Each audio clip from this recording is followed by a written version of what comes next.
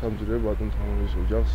ის ნამდვილად გმირია, მან თავი შეწირა არა მარტო უკრაინის, არამედ საქართველოს ტერიტორიული მთლიანობისთვის საერთო მტრის წინააღმდეგ, ამიტომ ბოლომდე უნდა დავირაზმოთ, ბოლომდე უნდა გავერთიანდეთ რუსეთის იმპერიის წინააღმდეგ და პუტინის დამყობელი საოკუპაციო იმპერია უნდა დაემხოს.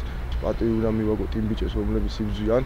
უკრაინელმა თავის ძოზე თავი გადადის ჩვენი ქვეყნისთვის, როდესაც აფხაზეთში მიმდინარეობდა ომები, როდესაც 2008 წელს უკრაინის პრეზიდენტი ჩამოფრინა და გამოგვიცხადა სოლიდარობა, დღეს ჩვენი ბიჭები იქ არიან, იქ იბრძვიან.